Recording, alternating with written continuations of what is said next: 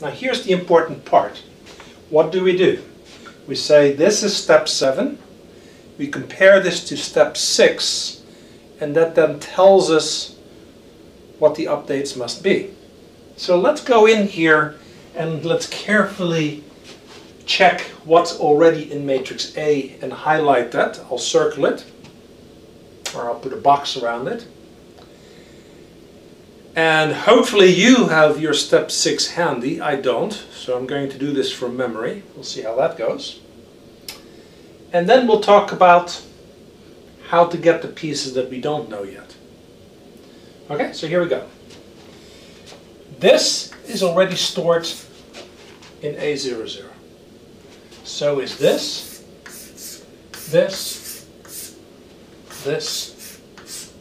and this. Okay, so those are known quantities. What else do we know? Well, this is already in matrix A. Okay?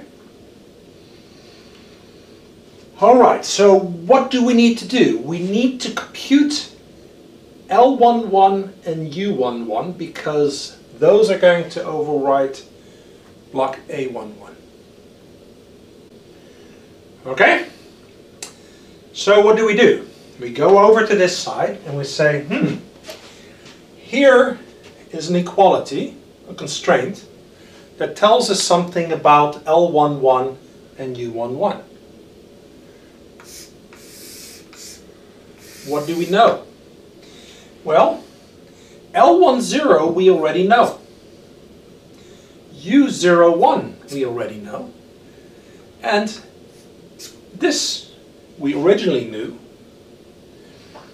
If you go back to step 6, what you will find out is that this minus this term actually has overwritten and now exists in A11.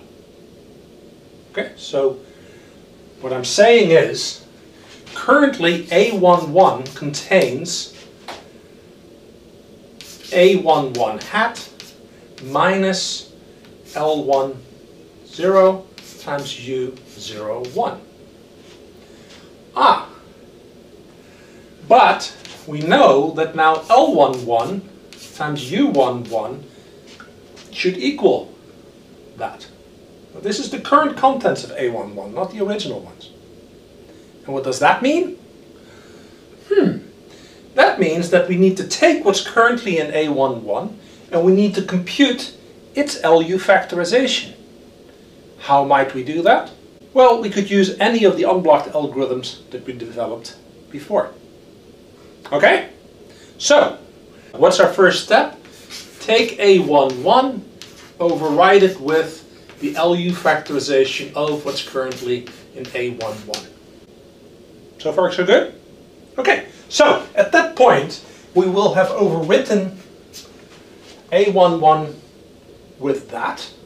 And that means that now all of a sudden we know all kinds of things. We know L11 and we know U11 in addition to everything we knew before. Let's move on and have a look at U12.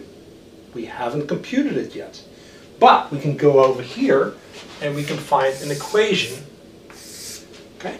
And if you now go back to step 6, what you find is that A12 currently contains A12 hat minus L10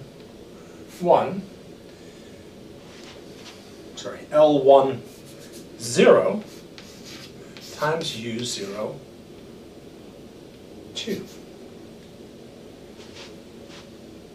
Okay?